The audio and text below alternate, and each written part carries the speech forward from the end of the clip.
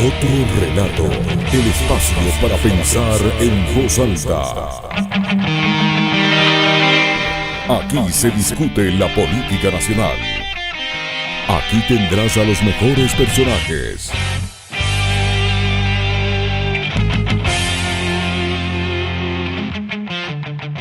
Todo esto aquí en Otro Relato.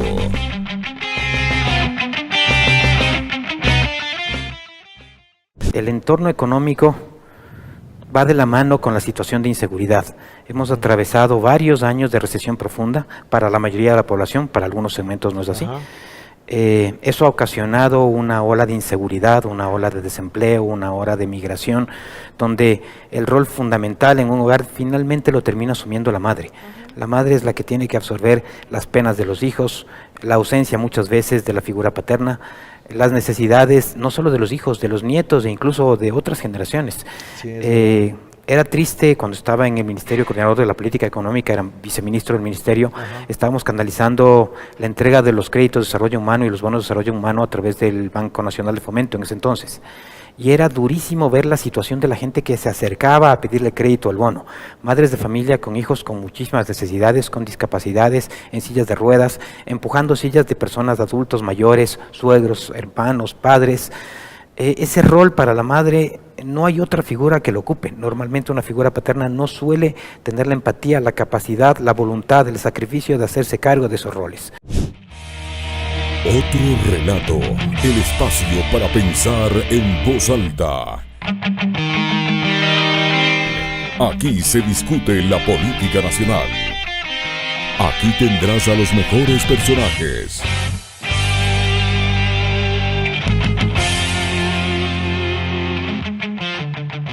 Todo esto aquí en Otro Relato.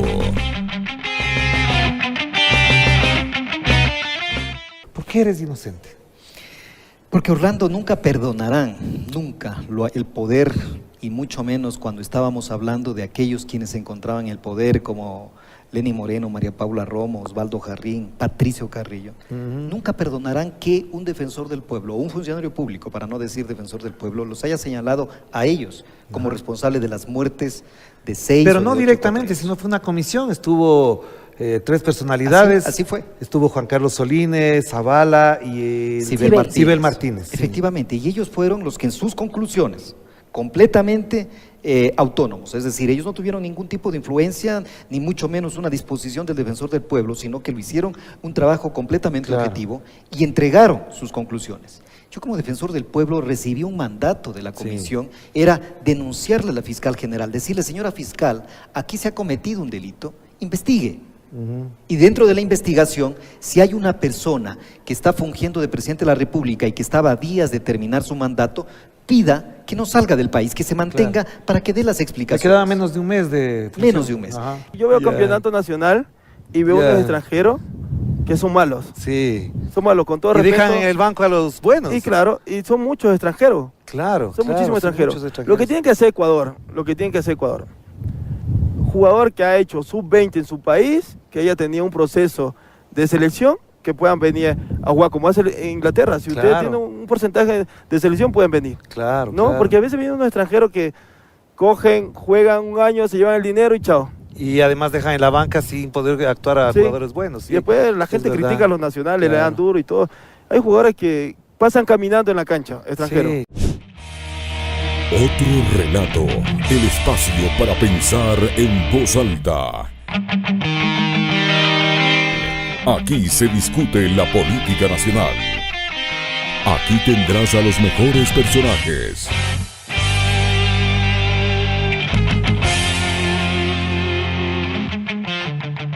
Todo esto aquí en Otro Relato. El de la vicepresidenta es paradigmático. Primero, porque él la escogió. Segundo, porque en temas ideológicos son exactamente iguales. Lo único fue que en la campaña, la señora Verónica Abad, en unos videos un poco, que no fueron en el momento de la campaña, pero que fueron anteriores, ella expresó cuáles eran sus principios. Y sus principios son libertarios.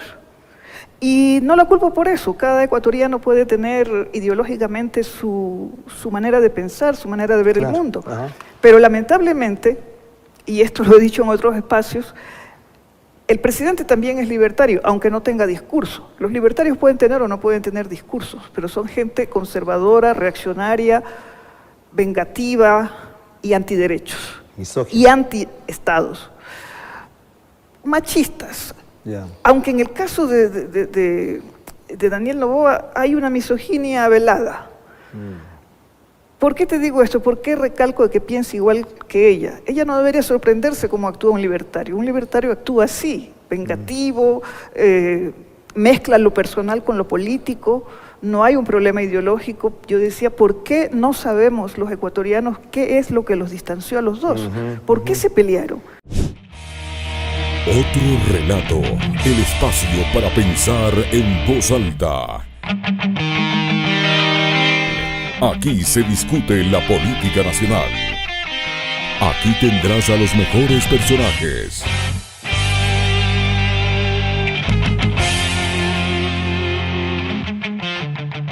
Todo esto aquí en Otro Relato.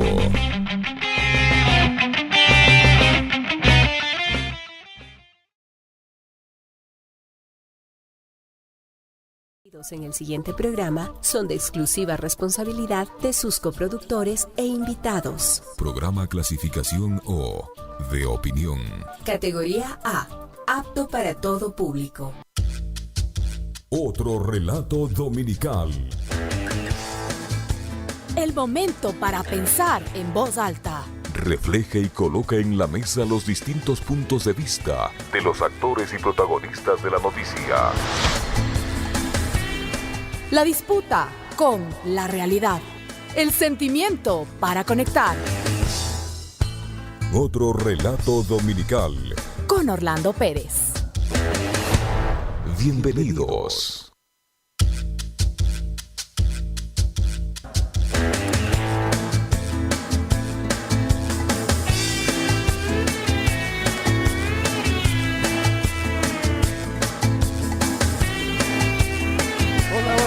Bienvenidos y bienvenidas a Otro Relato Dominical en vivo en este domingo 2 de junio. Este es el primer programa de este mes, del sexto mes de este año 2024, con algunas novedades, algunas inquietudes, algunas perspectivas y también con la esperanza de que las cosas mejoren, aunque algunos dicen que después del acuerdo con el Fondo Monetario Internacional nada va para mejor, nada estará mejor de aquí en adelante porque hay algunas presiones. Vamos a ver más adelante estos temas, una semana que se abre en este marco de expectativas alrededor de dos asuntos que efectivamente tomarán muy en cuenta quienes hacen análisis político, quienes hacen la política en general, el acuerdo con el Fondo Monetario Internacional, y también este mes se inicia por supuesto este proceso electoral, este proceso en el que se trabaja ya para las elecciones del 2025. Por eso también queremos conversar y a modo de análisis editorial plantearles las inquietudes alrededor de estos temas, es decir, qué va a pasar con la licencia del presidente Daniel Noboa.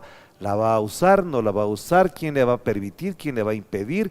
¿De qué manera se va a gestar esta situación muy particular que establece la Constitución, establecen las leyes del Ecuador? Que el presidente de la República tome licencia durante el ejercicio electoral, estos 40 días de campaña electoral.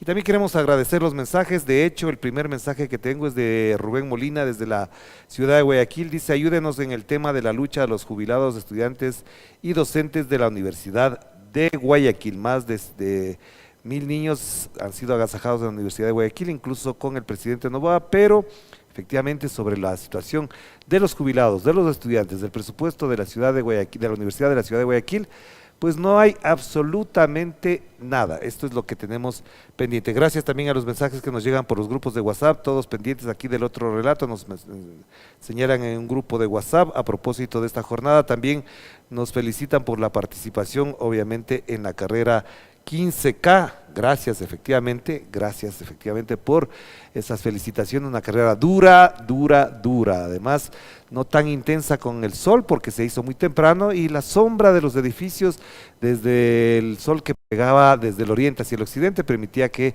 los competidores nos acojamos a la sombra y eso obviamente también ayudó en la competencia. Y un detalle que después ya cuando ya revisaba lo que fue la competencia, de cómo fue el comportamiento de los ganadores, una de las críticas que sí tenemos que hacer a quienes hacen la transmisión en vivo de esta competencia es que pongan gente que sepa de periodismo deportivo, que sepa entrevistar a los deportistas, que sepan usar bien las cámaras. Lastimosamente la cámara, por ejemplo, que seguía a la competidora que ganó la competencia en el de mujeres, pues no estaba de lo mejor, así que en la transmisión también hay quejas en redes sociales a propósito de esa transmisión de un canal local. Obviamente, si van a hacer la exclusiva, utilicen todas las herramientas, todos los elementos tecnológicos para hacer una buena competencia. Un ambiente de fiesta en Quito, del sur hasta el norte, desde el Recreo hasta el Estadio Olímpico. Evidentemente fue muy grato competir y observar la solidaridad, el espíritu de apoyo que tiene la gente para con quienes hacen esta competencia todos los años. No se olviden, son más de 15,000 personas las que participan en este evento y eso obviamente conlleva mucha atención, mucha preparación. Y además incluso se genera un comercio muy particular alrededor de esta competencia. Al terminar la competencia, los alrededores del Estadio Olímpico se copan de la gente que participa de esta competencia para retroalimentarse, para cargarse de energías, para volver a respirar normalmente, porque es una competencia muy exigente. Y a los ganadores, nuestras felicitaciones para quienes hicieron esta competencia un espíritu incluso deportivo de alto nivel. Así que muchas gracias a quienes nos están felicitando y compartiendo esta participación en las competencias de Últimas Noticias. Son las 7 de la noche con 6 minutos. Como les decía, tengo varios mensajes. Uno de la ciudad de Cuenca nos dice: estamos pendientes del programa, felicitaciones por entrevistar al doctor Augusto Tandazo, vamos a conversar con él de varias cosas. Y también nos piden que entrevistemos a Luisa González desde la ciudad de Cuenca. José Luis nos dice que cuando entrevistamos a Luisa González. Ya la entrevistamos en este espacio, efectivamente es así, le entrevistamos a ella. Jorge Carrillo también nos manda saludos y felicitaciones a propósito de este programa. Y bueno, como les decía, el panorama político electoral arranca, pero hay situaciones de orden económico que en el Ecuador no están bien. Incluso hubo apagones, hubo cortes de energía esta semana que también afectaron, pero parecería que a la prensa que acompaña oficialmente al presidente Daniel Noboa este tipo de cosas no le interesan. Cuando a la gente de ciertas provincias, ciertos cantones se le corta la luz, pues no importa, pero si fuese en San Borondón o en Cumbayá o alguna parte de esas, ahí sí habría un escándalo nacional. Efectivamente, esos cortes de luz van a proseguir, no se garantiza efectivamente que haya ya abastecimiento de energía eléctrica normal, y esto conlleva dificultades económicas en varios sectores que ya han sido afectados por los cortes que ocurrieron en el mes de abril y a principios de mayo. No fue todo el mes de mayo, se notó el abastecimiento de energía a propósito de las lluvias que ocurrieron en este país. Pero la situación económica sigue muy complicada. Los precios, a propósito de esto también tenía un mensaje desde la ciudad de Cuenca, perdón, de Guayaquil mismo, de que nos hablaba de las tarifas eléctricas que están disparadas. Esto lo habíamos comentado en algunos espacios ya informativos. Aquí exactamente decías, yo pagaba normalmente $23 y ahora en mi planilla me salió $42, casi el doble, poquito más y ya es el doble. Esto nos comenta Juan Carlos desde la ciudad de Guayaquil, un estimado colega también periodista que está atento a los programas de Otro Relato. Efectivamente aquí está. Y una de las situaciones que efectivamente se dieron como atención especial es lo que decía yo, del acuerdo con el Fondo Monetario Internacional. Lo vamos a ver más adelante, lo vamos a analizar. Hay varios datos que muestran el compromiso que adquiere el Ecuador con el Fondo Monetario Internacional, que no es precisamente el Ecuador, sino el gobierno ecuatoriano. Hay análisis también que tienen que ver con el incremento de la inseguridad. Estos 2 días, sábado y domingo, efectivamente ha habido más problemas con la inseguridad. Por ejemplo, David Avellán, saludos desde Salinas. Gracias, David, por estos mensajes. Lucho Cadena, gracias Luchito, felicitaciones Orlando por tu participación en la competencia de hoy, te envío saludos desde New Jersey, para ti y tu invitado de lujo el doctor Tandazo, gracias a Luchito Cadena que siempre está desde los Estados Unidos viéndonos a esta hora. Ron Mesa, saludos desde los bancos, anoche antes de las 23 horas se fue la luz, empezaron los apagones, lo que les decía, gracias a Ron por esta información en el noroccidente de la provincia de Pichincha. Como decía, cuando ocurre en San Borondón, en las zonas residenciales del nivel alto económico, pues no pasa absolutamente nada, pasa todo lo contrario, perdón, pero cuando es, por ejemplo, en los bancos, como nos señala Raúl Mesa, ahí sí hay problemas. Les decía que hay un acuerdo con el Fondo Monetario Internacional, esto traerá graves consecuencias de la economía general del país y de esto seguiremos hablando más adelante. Pero lo otro, esta semana también ocurrió algo importante, lo digo con absoluta modestia, también se desarrolló un foro, un seminario en Quito, organizado por Radio Pichincha, Radio La Calle, Corape, Radio Municipal también, en la que participó la prefecta de Pichincha. Si podemos conseguir imágenes de eso, si la tenemos a la mano, les agradezco, si no, no pasa absolutamente nada. Pero este foro es muy importante porque se destacaron varios elementos de las amenazas que vivimos los periodistas y los medios de comunicación, que parece que para esto que yo normalmente llamo la mafia mediática, como no le está pasando nada, pues no existe. Ahí se hizo un detalle, particularmente el abogado y experto en temas de comunicación y derechos humanos Rommel Jurado detalló las 12 caracterizaciones que tienen actualmente las amenazas que tenemos periodistas y medios de comunicación, que para bien o para mal no estamos en la línea oficialista, no estamos siendo parte de ese relato oficial, así que este es un gran elemento de análisis que lo vamos a abordar posiblemente el próximo domingo en este programa dominical de Otro Relato. No queremos dejar de lado esta situación que tiene varias aristas y que tiene un elemento fundamental. No existe una plena garantía para el ejercicio de la libertad de expresión en el Ecuador y esto tiene que ver con el nivel de la violencia criminal. Hay medios comunitarios que han tenido que cerrar, periodistas que han tenido que salir del país, periodistas sobre todo en cantones, en parroquias que viven constantemente amenazados. Si no dices esto, pues te pasa esto otro. Tenemos otro mensaje también desde la ciudad de Ibarra, gracias el mensaje desde la ciudad de Ibarra y hay otros mensajes más acá. A ver, vamos a ver, siempre nos piden que los comentemos. Leonardo Velastegui, saludos desde Ambato. Orlando, por favor, quisiéramos saber el criterio del doctor Tandazo sobre el informe, déjelo, de los periodistas de comercio asesinados,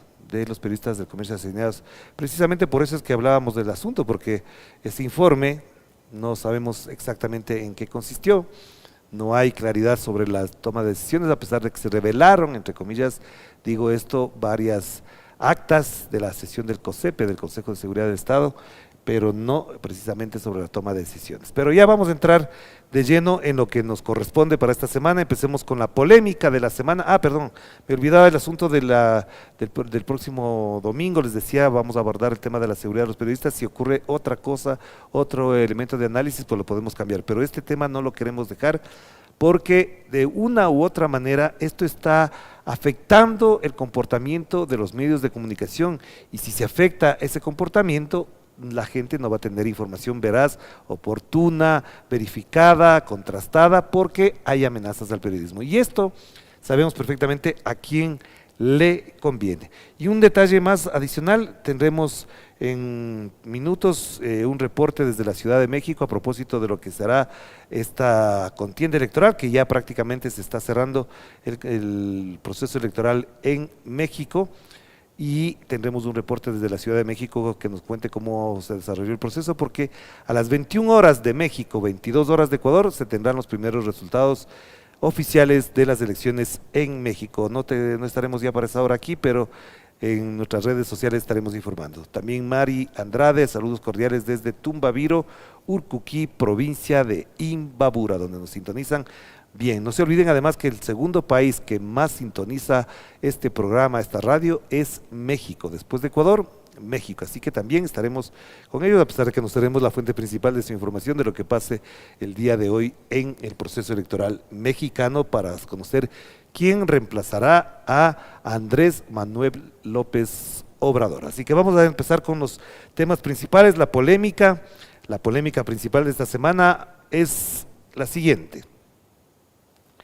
Tiene que ver con la comparecencia de la ministra de Ambiente, Sade Fritzsche. Ella aseguró que no se requiere una licencia ambiental para este proyecto que estaban construyendo en Olón, que es de la familia Noboa, debido a su categorización como de bajo impacto por el Sistema Único de Información Ambiental. Eso es lo que dijo ella ahí. Ahí ustedes pueden apreciar en la pantalla, los que nos siguen por YouTube y las redes sociales. La ministra de Ambiente comunica que el proyecto urbanístico ECO no aplica una licencia ambiental debido a su actividad, extensión y parámetros técnicos, por ende fue categorizado de forma automática como de bajo impacto por el Sistema Único de Información Ambiental, el SUIA, que existe desde el 2015 y funciona sin la intervención de ningún servidor público hasta la suscripción del permiso. Además, precisa que al no pertenecer a un proyecto extractivo, tampoco aplica a una consulta ambiental. Eso es lo que dijo ella, Sade Fritzsche, pero hubo reacciones al tema. Esto no se quedó ahí, porque al mismo tiempo que no contestó todas las preguntas o no contestó adecuadamente, la intervención fue bastante pobre. Al otro día, en una entrevista en Radio Pichincha, la señorita Andrea Fiallos de la Fundación Iguana nos comentó lo siguiente. Si lo tenemos a la mano, lo ponemos a continuación.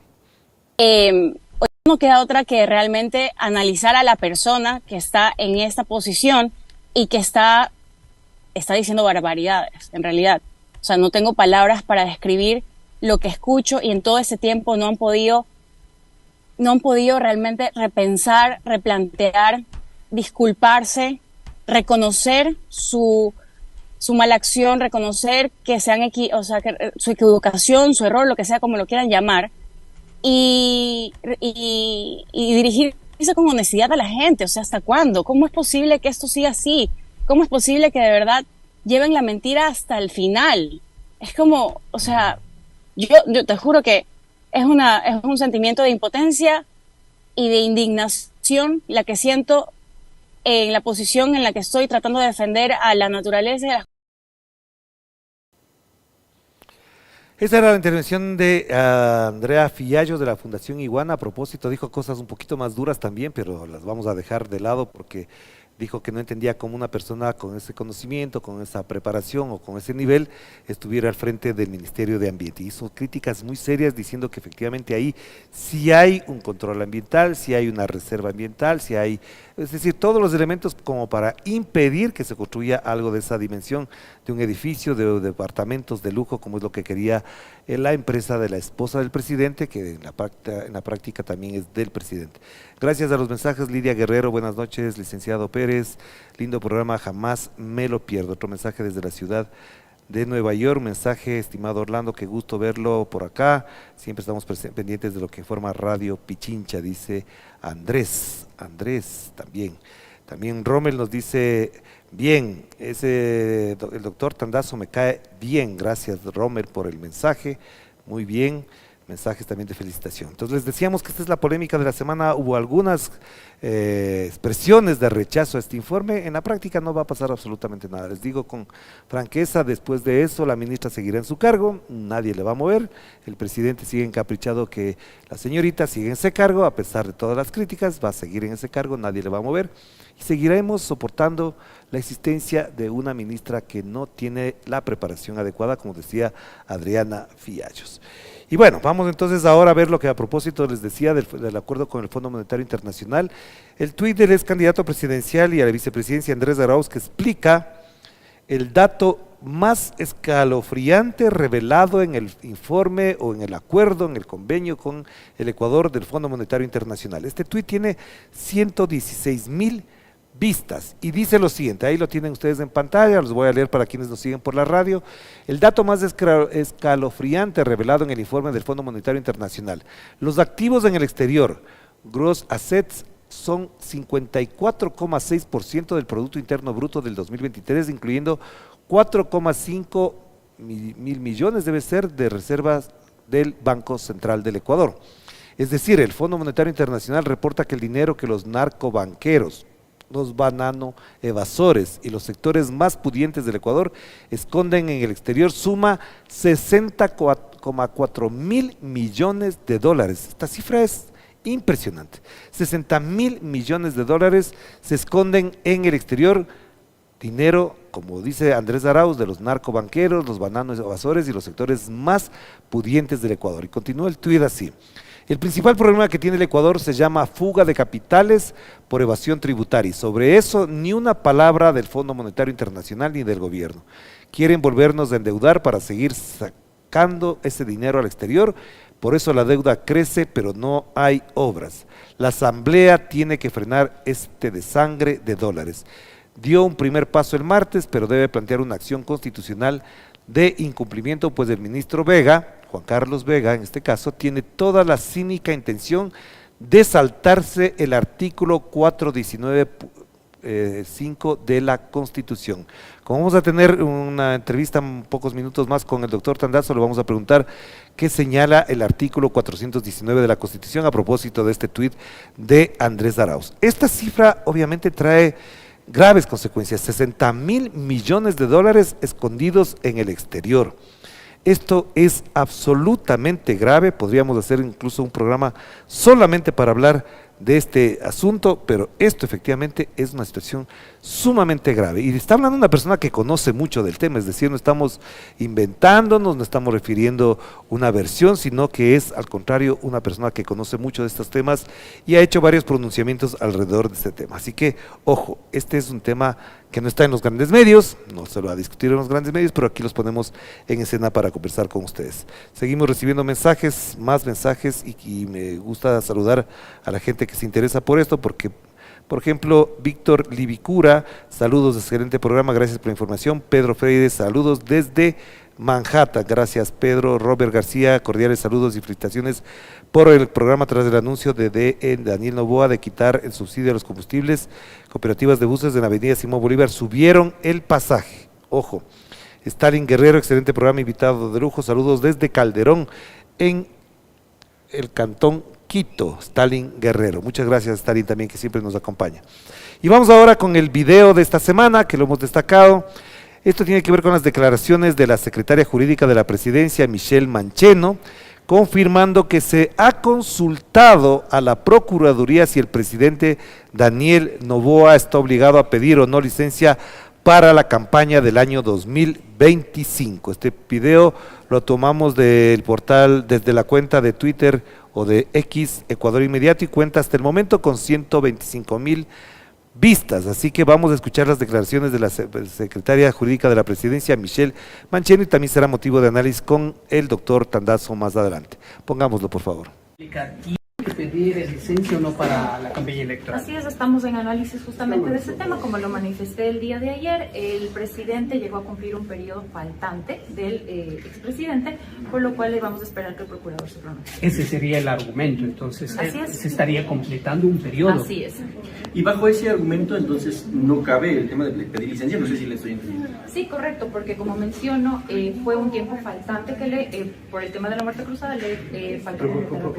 En ese caso, ¿cuál es, digamos, cuál sería la posibilidad en el caso de que el presidente tenga que salir a campaña, tendría que delegar a algún ministro algunas funciones, porque obviamente él tendrá que movilizarse en el país de alguna Sí, por supuesto, pero eso nosotros tenemos que esperar a ver que la Procuraduría General de Estado, quien es el ente competente, se pronuncie. Eso es lo que decía la señora Michelle Mancheno. No la conocemos, no hemos conocido de su trayectoria como jurista, pero si ella le tiene que consultar a la Procuraduría en un asunto que tiene que ver con la Corte Constitucional, creo que eso ya de sí dice mucho de su preparación, de su prestigio en el orden jurídico. Ojo, cuidado con interpretar de otra manera. Y vamos con la foto de esta semana. Hay una foto entre el presidente Daniel Noboa y el presidente salvadoreño que asumió de nuevo el cargo, Nayib Bukele. Se reunieron en la capital salvadoreña para estrechar relaciones bilaterales. Si no me equivoco, me corregirán, los dos únicos presidentes que asistieron fue Daniel Noboa y Javier Milei. Si me equivoco, me corrigen, pero creo que esa es la información que se tenía pendiente para informar. Efectivamente es la foto de la semana, este encuentro que además me permite comentar una cosa que lo vamos a poner a propósito también en un video. es que le quieren comparar a Noboa con Bukele, diciendo que él es el Bukele ecuatoriano, que la línea que él ejerció, Bukele en El Salvador, es la que nos permitiría a nosotros tener seguridad y paz en el Ecuador. Pero efectivamente hay sobre eso unas enormes diferencias, no son pocas. No solamente es la talla un poquito más alta del señor Bukele, es la talla política, intelectual para afrontar cosas de esta naturaleza. No estoy del todo de acuerdo con las cosas que hace Bukele, obviamente, pero al menos resolvió de una manera ordenada, inmediata y con acompañamiento político una situación de orden social que se vive todavía en El Salvador y que se ha ido resolviendo. Y por eso obtuvo el 84,5% de la votación, una votación inédita en el mundo. Además, no me imagino, no tengo en el reciente periodo alguien que haya ganado con esa votación. Pero escuchemos lo que dijo el señor Nayib Bukele en su discurso de posesión, que parecería que se lo dirigió directamente al oído de Milei y de Noboa. Veamos. También es urgente que cambiemos algo más. Nosotros como pueblo debemos cambiar algo más. La idea de que solo nos merecemos lo malo y lo feo, de quejarnos cuando las cosas están cambiando para bien, cuando las cosas mejoran. Esa es la mentalidad del fracaso y debemos de combatirla nosotros mismos. Para el pueblo debe ser lo mejor, lo público debe ser mejor que lo privado. No hagan caso a voces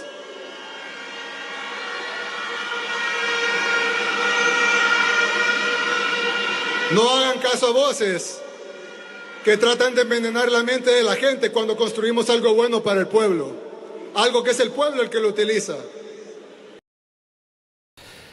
Lo público debe ser mejor que lo privado. Ojo, escucharán bien. Esto a mí me recuerda, les digo de todo corazón, me recuerda varias frases, varios mensajes, varias ideas que tenía Rafael Correa a propósito del valor que debía tener lo público. Por eso el registro civil debería ser lo mejor, los hospitales públicos deberían ser lo mejor, las escuelas públicas deberían ser lo mejor, las universidades públicas deberían ser lo mejor, las carreteras públicas deberían ser lo mejor. Eso lo dice Nayib Bukele. Si quieren seguir el ejemplo, aquellos libertarios, aquellos derechistas y conservadores, de lo que hace Bukele, no solamente metiendo presos a los delincuentes, sino también haciendo este tipo de menciones, pues háganlo. Para el pueblo debe ser lo mejor, dijo Nayib Bukele. Y por eso se explica por qué gana con tanta votación, con tan alta votación. Así que lo dejamos a partir de la foto. Ojalá el señor Daniel Noboa haya escuchado el discurso de Nayib Bukele. Y vamos cerrando rapidísimo porque se nos fue el tiempo, tengo varios mensajes más, pero vamos con la caricatura de Vilma Traca a propósito también de la violencia política, el caso de Verónica Abad, que también estaremos consultando al doctor Augusto Tandazo. Ahí está la caricatura de Vilma Traca, Vilma Vargas. Ustedes pueden apreciar ahí en la parte inferior, nefasta, parecería que es el señor Esteban Torres, me imagino que sí. Mala madre, la señora Diana Jácome con la ropita que efectivamente era del Partido Social Cristiano, del Alianza País y ahora está con Noboa. Correísta, le dice en cambio Daniel Noboa. Mal agradecida, le dice la canciller. Esto no es violencia política, me parece que esa es la caricatura de la persona que dirige Participación Ciudadana, Ruth Hidalgo, y la esposa del presidente, yo sí soy víctima de violencia, ella es la ministra de Ambiente, sí, efectivamente, y la Constitución del Ecuador, en el tacho de la basura con algunas cáscaras de plátano. Esa es la caricatura de esta semana, tenemos más mensajes, gracias, de verdad, muchísimas gracias por los mensajes, hay varios mensajes. Ángel Santana Rodríguez, saludos, gerente de programa. Edison Armas, pero ¿qué tiene que ver el procurador en este problema? ¿O son ignorantes o se hacen? Y estos periodistas ignorantes no preguntan si tienen potestad en pronunciarse sobre este asunto. Ariolfo Quiroz Viteri, saludos cordiales desde Sangolquí, escuchamos Radio Pichincha y nos educamos políticamente con información real. Y para cerrar esta parte, Carlos Caicedo, felicidades a todos ustedes desde la Amazonía ecuatoriana de la patria grande, Carlos Caicedo, muchísimas gracias. Vamos cerrando solamente y rapidito con un comunicado oficial del Ministerio de Economía y Finanzas a propósito de que, según el Ministerio de Economía y Finanzas, el Fondo Monetario Internacional respalda el programa económico del Ecuador. Esto es un eufemismo porque ese programa económico no es precisamente del Ecuador. Pero bueno, leamos el comunicado para refrescarnos, para amargarnos la noche si quieren también. El director ejecutivo del Fondo Monetario Internacional aprobó este día 31 de mayo, el acuerdo de servicio ampliado para respaldar el programa económico del Ecuador, que fue diseñado desde el inicio del gobierno del presidente Daniel Noboa y que busca el bienestar de todos los ecuatorianos. Pues nunca supimos cuál es el programa económico del Ecuador que habría sido diseñado por el presidente Daniel Noboa. No lo conocimos, no lo vimos, no se estaba publicado en ninguna parte. Pero bueno, esto dice el comunicado oficial. El acuerdo SAF tendrá una duración de 48 meses y representará un apoyo financiero de 4.000 millones de dólares, de los cuales el país recibirá 1.000 millones de dólares de manera inmediata. No sé si ya llegó, no sé si ya están en las arcas fiscales del Ecuador, no sé. El ministro de Economía y Finanzas, Juan Carlos Vega, señaló que el programa con el FMI permitirá además que el país acceda a financiamiento de otros organismos multilaterales, es decir, que nos vamos a seguir endeudando. De esto vamos a hablar con el doctor Tandazo también. Pasemos inmediatamente porque ya son las 19:30. Tengo un mensaje ya desde México, les voy a pasar al equipo de producción para que lo puedan trasladar. Le paso a Zeneida, por favor, que lo tengo aquí a la mano el video para que lo suban. Se trata de la asambleísta ecuatoriana Gisela Garzón, que se encuentra de observadora electoral allá. Vamos a cortar esta parte, pasamos ese video e inmediatamente nos trasladamos ya al otro set para conversar con el doctor Augusto Tandazo. ¿Vemos este video? ¿Lo vemos? ¿No? Entonces vamos con el resumen de noticias y lo comentamos más bien cuando me siente ya en el otro set. Vamos a hacer el resumen de noticias de esta semana, que lo tenemos ahí, la información más destacada esta semana. Vamos. Otro relato, el espacio para pensar en voz alta. La información más destacada de la semana a continuación. En el ámbito político, el gobierno presentará una consulta ante la Procuraduría para conocer si el presidente Daniel Noboa está obligado a pedir licencia para participar como candidato en las elecciones de febrero de 2025. A criterio de la secretaria jurídica de la presidencia, Noboa no debería pedir licencia porque su eventual participación en la contienda electoral no debe entenderse como una reelección. Recordemos que el presidente Noboa mantiene abiertas diferencias desde el inicio de su mandato con la vicepresidenta Verónica Abad, quien fue enviada a Israel con el rango de embajadora. Por esta razón, el propio presidente y otras autoridades del Ejecutivo han expresado públicamente la no conveniencia de encargar el poder a la segunda mandataria. Por su parte, la vicepresidenta Verónica Abad manifestó que sufre persecución política por parte del gobierno de Daniel Noboa. Uno de estos hechos, el denominado Caso Nene, en el que su hijo, Francisco Barreiro Abad, está investigado por el presunto delito de tráfico de influencias. Y el presidente Daniel Noboa también enfrentaba una denuncia ante el TCE, pero la noche del 28 de mayo el organismo archivó la denuncia que presentó Andrés Pasquel en contra del presidente por una presunta infracción electoral al realizar campaña anticipada en el referéndum y consulta popular 2024. Según el juez electoral Joaquín Viteri, la demanda no cumplió con los requisitos necesarios. Este documento no contaba con el patrocinio y la firma de un abogado. El conflicto gobierno versus Human Rights Watch se intensificó. El viceministro Esteban Torres minimizó la carta publicada por Human Rights Watch sobre vulneraciones a los derechos humanos ocurridas en Ecuador este 2024, como ejecuciones extrajudiciales, detenciones arbitrarias y malos tratos en las prisiones, tras la declaratoria de conflicto armado interno que hizo el presidente Daniel Noboa el pasado 9 de enero de 2024. Torres invitó a Human Rights Watch a visitar sin casco y sin chaleco el sector de la Nueva Prosperina en Guayaquil, para que puedan verificar el trabajo de las Fuerzas Armadas. Juan Papier, subdirector de las Américas para Human Rights Watch, invitó a Torres a informarse y leer la carta de la organización, en la cual se repudia la violencia criminal, extorsión y secuestro que han aumentado en este gobierno. Y es que la violencia no cesa. El 28 de mayo en Guayaquil fue secuestrado un familiar del legislador oficialista Jonathan Parra. Además, solo este año 4 políticos han sido asesinados, una concejala y 3 alcaldes. Estos crímenes se dieron mientras en el país regía el estado de excepción decretado por el presidente Daniel Noboa para intentar frenar la inseguridad. El 30 de mayo, la Defensoría del Pueblo reportó 24 muertes dentro de las prisiones que permanecen bajo control militar y pidió al gobierno acciones urgentes para la garantía y protección de los derechos de las personas privadas de la libertad. Y lo que sí hizo la fuerza policial fue ejecutar 2 operativos de manera simultánea en Guayas y Manabí el 30 de mayo, para capturar a la pareja sentimental de alias Fito, líder de los choneros. Además, se aprendió alias Mongolo, miembro de la misma banda y considerado como un objetivo de intermedio valor para la policía. En el legislativo, el 28 de mayo, la Revolución Ciudadana, el Partido Social Cristiano y Construye coincidieron en el rechazo a las comparecencias de los ministros de Economía y Finanzas, Juan Carlos Vega, y de Ambiente, Sade Frichi.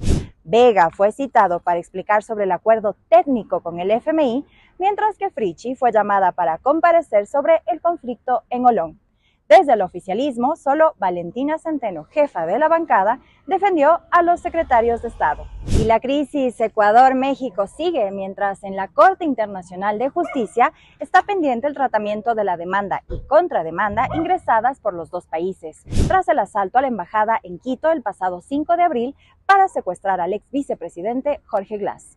México recurrió a un tercer país para la protección y ejercicio de sus intereses para atender asuntos urgentes, incluida la protección de nacionales. Este tercer país sería Suiza. Estas fueron las noticias más importantes de la semana. Continuamos con el otro relato. Otro relato, el espacio para pensar en voz alta. Gracias por los mensajes, gracias también por este informe a Gabriela Cruz, un importante resumen de lo que ha sido esta semana. Gracias a Norma Torres, saludos desde Cuenca, excelente programa. Y Jorge Erdoiza Ortega, saludos para todos el conjunto de personas que logran un programa que enseña, que educa en lo político, en lo social y en lo económico, a quienes le escuchamos desde la provincia de Bolívar. Gracias. Pero ahora vamos a tener un contacto con Gisela Garzón, ella es asambleísta por la provincia de Pichincha, originaria de Machachi, ex colega periodista, quien está en la Ciudad de México de observador electoral, quien nos envía el siguiente reporte. Te escuchamos, Gisela, adelante. Muchas gracias por enviar esta información. Con todas y todos, Orlando, un saludo para ti, para tu programa de cada domingo. Me da mucho gusto informarte desde la central de Morena, o una de las centrales de Morena, de los puntos de recepción de datos de este proceso electoral del partido del presidente Andrés Manuel López Obrador, donde se ha confirmado de boca de urna en principio el triunfo de Clara Brugada, quien era la candidata a liderar la Ciudad de México, la jefatura de gobierno de la Ciudad de México, a la espera también de la rueda de prensa de Claudia Sheinbaum, también la alternativa presidencial de Morena, el partido del presidente Andrés Manuel López Obrador. Estamos acá como parte de la delegación de observadores internacionales y hemos podido cubrir el proceso, un proceso no solo importante en términos de la cantidad de dignidades que se elegían el día de hoy. Estamos hablando de más de 20,000 dignidades a nivel nacional, alrededor de 98 millones de mexicanos y mexicanas en las urnas, sino además en un contexto donde regionalmente hay una recomposición de la derecha, un fortalecimiento de ciertos sectores de la derecha fascista, y este mensaje que le da México a la región y al mundo es que la izquierda, la cuarta transformación y la gente por sobre el capital es también una forma exitosa de hacer gobierno. Así es que estamos acá aún a la espera de otro tipo de información, pero lo que hemos podido ver en el curso de las elecciones es que la jornada fue y se desarrolló con mucha normalidad, y los primeros resultados dan cuenta de lo que anticipaban las encuestas días atrás, y es la victoria de Morena, el partido del presidente Andrés Manuel López Obrador. Gracias, Gisela, de verdad muy amable por este informe. Si hay alguna novedad, pues te agradecemos. Y ahora le queremos invitar al doctor Tandazo, Augusto Tandazo. Bienvenido, qué gusto verlo por acá. Buenas noches, Orlando. Gracias por la invitación. Por favor. Gracias. Gracias por acompañarnos en esta noche de domingo. Bueno, usted no descansa nunca, ¿no? No. Jamás. Jamás. ¿Cómo está? ¿Qué tal? ¿Cómo la ha tratado esta semana? Bueno, como todas las semanas, o sea, hay todo tipo de noticias, alentadoras, negativas. Es el reflejo de lo que es la realidad mundial. ¿Cuál es la noticia alentadora de esta semana para usted? Lo de México. Ah, bueno, es lo que estamos viendo con Gisela Garzón, claro. Que es un triunfo indiscutible el que va a tener la señora Sheinbaum. Claro, claro. Que sí. Que además es en una sola vuelta, pero ella va a ganar como que fueran 2 vueltas, como que fuera una segunda Porque vuelta. no hay segunda vuelta en México, ¿no? No hay segunda No hay vuelta. segunda vuelta, sí, eso es una ventaja. Pero es aplastante la... Claro. Pero además lo que escuché es que ganó la alcaldía de México, también ganó Morena, si no me equivoco, si no escuché adecuadamente la información a Gisela. Así es. Sí. Y va a ser, esta elección en México va a ser muy interesante. Yo confío mucho en las mujeres cuando asumen el poder. ¿Ya? Porque a veces tienen más fortaleza que el mismo hombre. Yo espero que la señora Sheinbaum supere a Manuel López Obrador en su nivel de decisiones y en su posición internacional. Pero normalmente cuando hay una sucesión, no necesariamente desde la misma magnitud. Veamos, tenemos el caso de Brasil, por ejemplo, que estuvo Dilma Rousseff y no tuvo la misma dimensión. ¿Cree que puede pasar eso? O a diferencia de lo que pasó, por ejemplo, en Argentina con Cristina, que fue, en cambio, muy potente la candidatura. Cada persona es diferente de otra. Ya. En este caso, Claudia, ¿por qué sería...? Porque se ha visto una campaña donde ella de manera persistente, dura, aguerrida, ha levantado nuevamente a México con esta voz de esperanza de que México vuelva a ser el México de siempre. Ya. Ese México, como se decía alguna vez, qué suerte la de México, estar, así lo decían la gente del pensamiento popular, tan lejos de Dios y tan cerca de Estados Unidos. Exacto. O sea, estar cerca de Estados Unidos es un reto para cualquier país. Y México ha sabido pararse frente a la adversidad. Y en la región, en América Latina, ¿qué impacto tendría tomando en cuenta todo lo que ha significado, por ejemplo, la presencia de Milei en Argentina? No digamos de Noboa, que eso lo veremos más adelante, pero no tiene el peso gravitante que tiene un país como México, como Argentina, como Brasil. A ver, voy a decir lo que yo pienso. Sí, sí. México en el pasado nunca ha visto América Central, Centroamérica y América del Sur con interés. Siempre ha estado mirando a Estados Unidos y a Europa y a otras partes del mundo. Y eso ha sido un error por parte de México. Porque incluso México es tan importante para la región que en un grupo donde se debaten los principales decisiones mundiales, que es el grupo de los 20, América Latina tiene 3 países ahí representados, que son Brasil, Argentina y México. Por lo tanto, México tiene que compenetrarse mucho más de nuestra realidad y de nuestras aspiraciones. Yo haría esa invitación a México, que mire con más atención a América Latina, que nosotros somos potencialmente quienes vamos a estar junto a México. Claro. No todos, porque América Latina nos demuestra con lo que pasó con Milei y otros escenarios que se dan en la política, que hay verdaderos retrocesos en la política, momentáneos posiblemente. Claro, pero bueno, veremos de los resultados, pero no quiero dejar de tocar porque efectivamente estará en su cabeza, en la de nuestra audiencia, este tema. Con Claudia Sheinbaum, ¿cómo va a ser la relación con Ecuador en función del conflicto que hay? ¿Hacia dónde se conducirá? ¿Por dónde irá? ¿Habrá algún matiz? Y al mismo tiempo le preguntaría, ¿en qué va a terminar esto? A ver, yo tengo una posición muy crítica como todas las veces que tengo en muchos temas. Tengo la impresión que el presidente López Obrador le faltó pulir un poquito más su posición. No creo que la manejó de la mejor manera. De diversas maneras, voy a citar 3 o 4 casos. La señora Mónica Palencia prácticamente le perdonó la vida a López Obrador cuando dijo, ella se ve que no ha tomado la decisión y no nos vamos a preocupar de la señora. A ver un ratito. De acuerdo al artículo 123 del Código Penal Federal de México, ese es un delito de acción pública, traición a la patria. Y voy a explicar en dónde está la traición a la patria. La señora Palencia puede decir, como lo dijo, yo no estuve en el grupo que tomó la decisión, pero luego de eso, la señora Palencia en varias entrevistas justificó lo actuado por el Ecuador, diciendo que el Ecuador actuó en estado de necesidad. En estado de necesidad en derecho internacional y local, es hacer algo que no tenían otra remedio que hacerla para preservar algo mayor, algo mejor. Entonces ella justificó el asalto a la embajada de esa manera. Y López Obrador dejó pasar esto, 1. 2, cuando pide las medidas cautelares, las deja las medidas cautelares así en el aire, pero no señala el camino de cómo implementar esas medidas cautelares. Voy a poner un ejemplo, pedirle que la Corte Internacional de Justicia diga que se va a proteger los bienes e instalaciones de la embajada y sus archivos y también las propiedades de los 18 agentes diplomáticos, no era suficiente, sino decirle a la Corte, y quiero que se haga de esta manera.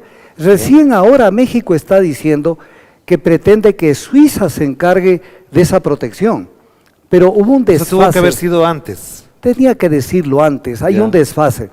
Y aquí voy a dejar metido una cuñita. Decía Omar Maluk en alguna entrevista que él hizo, dijo, la engreída de la Embajada de México en el Ecuador era Mónica Palencia, la engreída.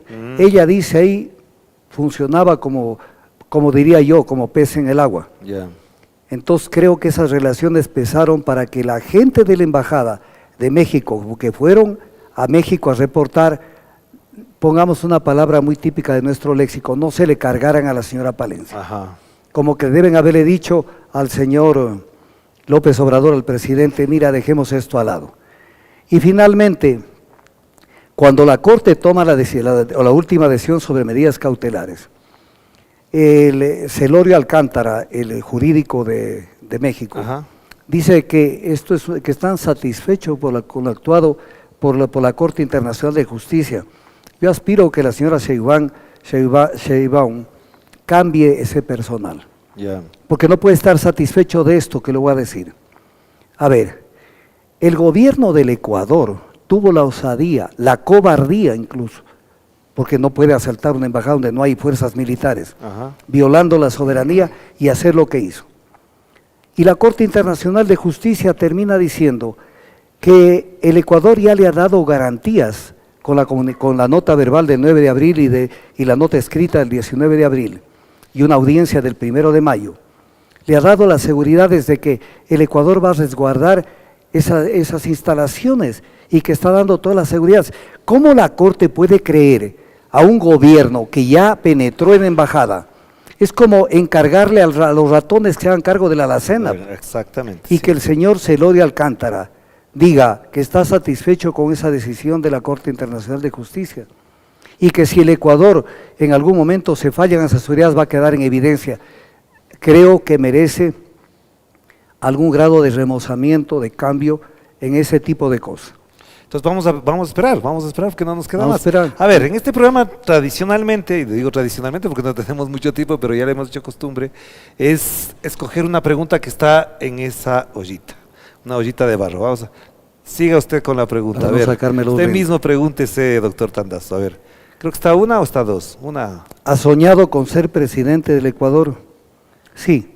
Ahí está. Pero con los pies en la tierra, sin que esto sea mi prioridad. Mi prioridad es luchar. Si esto se da, en buena hora. Si no se da, yo seguiré luchando. Pero nunca atentaré contra la unidad de la izquierda del Ecuador. ¿Y desde cuándo sueña con ser presidente? ¿Cuándo se le pasó por la mente eso? Cuando veo que mucha gente llega, sin decir nombres, y creo que tengo un conocimiento un poquito más pulido de la realidad nacional. Conocimiento y actitud. Conocimiento y actitud. Pero no es mi prioridad uno. Porque si no, estamos poniendo lo personal por sobre lo colectivo, por sobre el país. Si algún rato se dé esa oportunidad, bienvenida, la pelearé. Si no se da, yo seré un soldado más del progresismo ecuatoriano. Y si le propusieran ser binomio, ¿con quién le gustaría ser? Todo lo analizaría. Tendría que pensarlo. Creo que en la izquierda progresista hay cuadros que todavía están verdes, están por hacerse. Pero además ahora tocaría ser con una mujer. Si es que es un hombre, tendría que ser una mujer. ¿En quién ha pensado si es que fuese ese el caso? Bueno, la Revolución Ciudadana tiene ya jugado sus cartas con Luisa González. No creo que la Revolución Ciudadana tenga otra carta importante de todas las que existen. En el caso de mujer, además, ¿no? Claro. Habría que, el binomio de ella tiene que ayudarle para que le empuje un poquito hacia adelante y que asuma por ejemplo, ella no ganó las elecciones, la designaron presidenta del movimiento. Caramba, creo que pudo haber hecho hasta este momento un mejor papel. ¿Como presidenta o como...? Como presidenta del movimiento. Tenía que coger el toro por los cuernos. Ese movimiento se necesita estar encima de la gente. para lograr resultados importantes. Voy a poner un ejemplo para que no quede así en el aire. Claro. La política, la actividad política nos enseña que no tenemos que estar solamente dependiendo de la agenda que maneja un gobierno, sino imponiendo también la propia agenda y también adelantándose a los hechos. Es que es la política, además. Es la política, pero sí no ir detrás en una posición pasiva. Voy a poner un ejemplo. El Procurador General del Estado ha dado muestras de que es un peón de Daniel Noboa, al servicio de los intereses políticos. Él de jurista y de abogado no tiene nada. Y ha tenido algunas travesuras, la más grande, la de la fiscal general. Claro. Del Estado. Haberle concedido el permiso para que no vaya al juicio. Al haber dado un criterio inconstitucional. Él está vetado de dar ese tipo de criterios. Porque la Corte Constitucional hace muchísimos años, hace 15 años, la Corte Constitucional hizo dos cosas.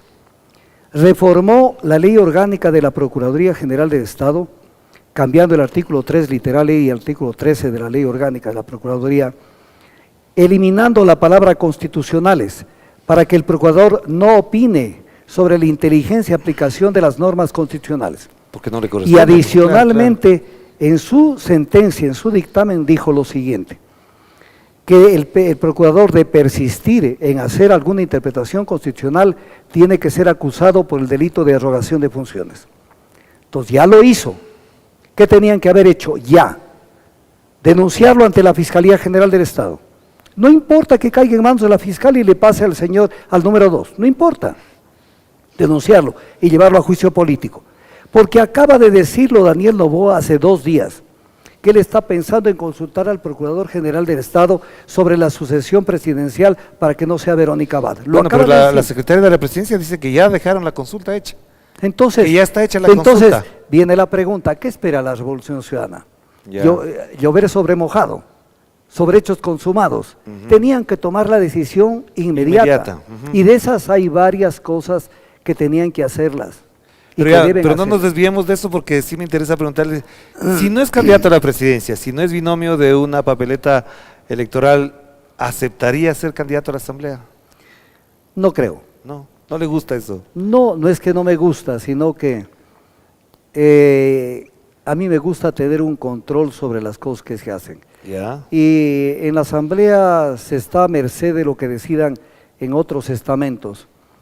Y creo que sí he generado pensamiento y actitud como para poder liderar determinadas cosas que se pueden hacer en el país.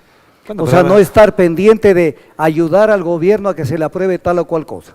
O estar pendiente o dependiendo de las decisiones del gobierno. Sí me interesaría si el gobierno, dependiendo de los resultados electorales, porque todo es dependiendo de los resultados, en algún momento decide ir a una asamblea constituyente. Ahí sí, con todo. Porque creo que hay que meterle ciertos cambios a la Constitución que son indispensables. Voy a citar uno chiquito, pero que tiene una gran trascendencia. Los que elaboraron la Constitución de Montecristi cometieron varias barbaridades, por si acaso esto lo dijo Rafael Correa. Cuando Rafael Correa recibe el proyecto de Constitución, él dice la Constitución contiene barbaridades. Contiene barbaridades. Y una de esas barbaridades es esta, que no la señaló yo. La Corte Constitucional son 9 jueces. Y ellos, para destituir a alguno de los jueces o a todos, se requiere la votación de las 2/3 partes de la misma Corte. Voy a poner un ejemplo. Toman una decisión inconstitucional como las muchas que han tomado. ¿Y ahora cómo lo sacamos? Entonces está violando el artículo 233 de la Constitución, que dice que no existe servidor público exento de responsabilidades por sus acciones o omisiones. Ellos son inmunes, yo diría impunes. Entonces eso no puede ser, la Corte Constitucional no puede hacer lo que le da la gana, y ha venido haciendo lo que le da la gana. ¿Y de quién debería ser el ente controlador de la Corte? No hay otra alternativa, tiene que ser la Asamblea Nacional. La Asamblea Nacional. No, pero eso se prestaría para el juego político, las mayorías. Pero entonces lo otro es tener una sucursal de la Secretaría Jurídica de la Presidencia en un grupo. ¿Te puedes imaginar, Orlando, que la Corte Constitucional dijo que la Asamblea Nacional no tiene por qué conocer el ingreso del Ecuador al CIAD y al Centro de Arbitraje del Banco Mundial? Eso ya es realmente tomarle del pelo a todo el mundo. Ni los 2 tratados con Estados Unidos tampoco. Aprobó los tratados los acuerdos militares con Estados Unidos que violan expresas disposiciones constitucionales. Y la Asamblea no lo puede conocer. Consideró que había conflicto armado interno en el Ecuador. En su dictamen incluso dispuso que mira la profundidad de esto. Dispuso que en el decreto ejecutivo del presidente Noboa, que decía el decreto que las Fuerzas Armadas deberían actuar con apego al derecho internacional humanitario, que era obvio, porque si hay un conflicto armado interno, automáticamente tiene que funcionar el derecho internacional humanitario conforme el protocolo segundo adicional al Convenio de Ginebra, protocolo de 1977. Entonces, la Corte dijo que hay que eliminar la parte aquella, y eliminaron el decreto, en donde se dice que las Fuerzas Armadas tienen que actuar con base en el derecho internacional humanitario. ¿Qué Corte Constitucional tenemos? Claro, claro. Entonces, no podemos soportar una Corte Constitucional, son un peligro. Aparte de que ellos no deben estar un segundo en la Corte, ellos entraron por la ventana. Porque eso es de origen en el Trujillato, tiene origen en el Trujillato. Pero para que el pueblo nos entienda, tú lo conoces, pero permíteme explicarlo. Cuando se creó el Consejo Transitorio que terminó presidiéndolo Trujillo, en el texto de la consulta, porque esto no es una interpretación mía, ahí dice que el Consejo de Participación Transitorio deberá evaluar las autoridades designadas por él. A la Corte Constitucional no la designa el Consejo. ¿Y cómo así le evaluaron a la anterior Corte y las destituyeron? Y luego participó activamente con sus resoluciones en la elección de la actual Corte Constitucional, que tampoco podía hacerlo porque la Constitución no lo permite.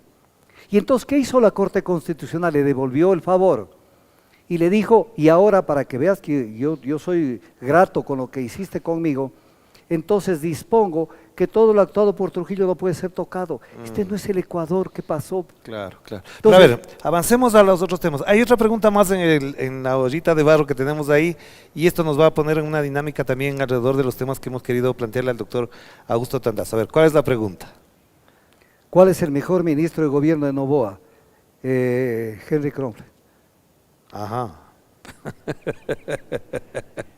Aparte de que es el papá de los hijos que farrearon en España con Daniel Noboa. Los amigos de Daniel Noboa, claro. Él no sabe qué Pero hacer. él es el presidente de la Asamblea para la audiencia que nos... Él tiene el cargo de presidente de la Asamblea, pero funge como guardameta de Daniel Noboa.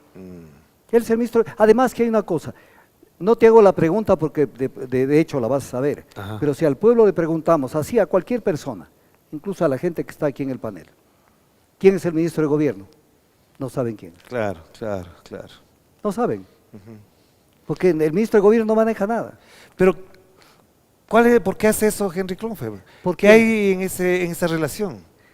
La derecha está indisolublemente unida entre ella. Tú no puedes hacer ninguna distinción entre Lenin Moreno, entre Álvaro Noboa, y obviamente ahí viene su hijo, entre Guillermo Lasso, entre Jaime Nebot.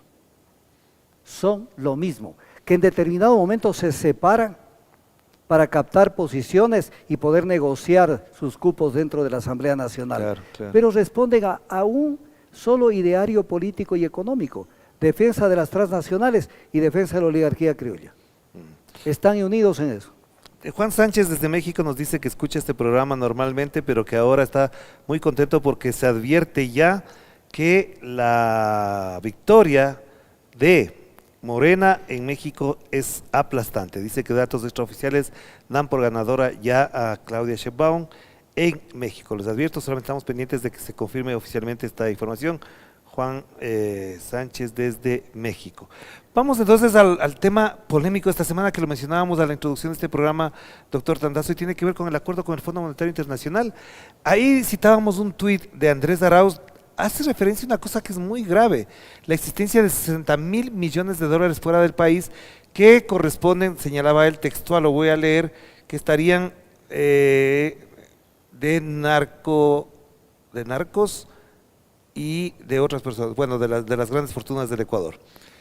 ¿Cómo entender un acuerdo con el Fondo Monetario Internacional? Ahí está el tuit, señalaba él, los banano evasores, los narcobanqueros y los sectores más pudientes del Ecuador esconden en el exterior una suma de 60,000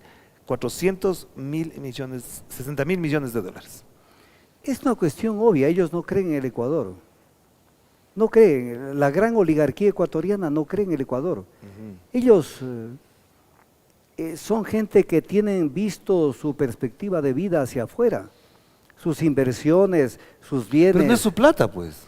Sí, pero no puede ser que el plusvalor de la economía, o sea, las utilidades, la renta de la economía ecuatoriana, que es con el sudor y el trabajo de los ecuatorianos, a la hora de la verdad salga para afuera. Esto le está pasando ¿a qué país este momento? Argentina. A Bolivia. A Bolivia. Bolivia acaba de pedirles, tratando de buscar un consenso, eso lo hizo ayer Luis Arce. Ya. Está pidiendo que por favor traigan los capitales. O sea, no puede ser que se los lleven afuera. Pero está pidiendo al sector privado. Al sector privado. Claro. Entonces el sector privado no tiene sentido de país, no lo han tenido ni lo tienen. Es el gran problema. Entonces, obviamente hacen todo lo posible por beneficiarse de todas las coyunturas que le presentan. Ellos han sacado tajada de los últimos 2 y con este tercer gobierno en todo lo que han querido. Subsidios, perdón y olvido de deudas que tenían con el SDI. Han hecho lo que les da la gana. Y encima el dinero lo colocan. Voy a ponerte un ejemplo muy sencillo. A ver, este es un tema que te invito a que lo manejes en algún programa con gente del SDI o con gente experta en esto. Pero yo te doy el tema. El SDI lo sabe, desde el gobierno de Lazo, y desde este gobierno, obvio, deben saberlo, que el mayor deudor del Estado es el Grupo Noboa. Debe alrededor de 90 millones de dólares. Ya sabemos, es una deuda, es el mayor acreedor, el mayor deudor, del Estado. ¿Ok? ¿Por qué no le cobran? Entonces, cuando declaraba en su momento, antes de irse, el anterior director del SDI decía, es que el patrimonio y los recursos no están en el Ecuador. ¿Dónde están? ¿Dónde está? ¿Dónde manejan la actividad económica financiera el Grupo Noboa? Afuera. Pues que el SDI dice, ¿a quién le caigo?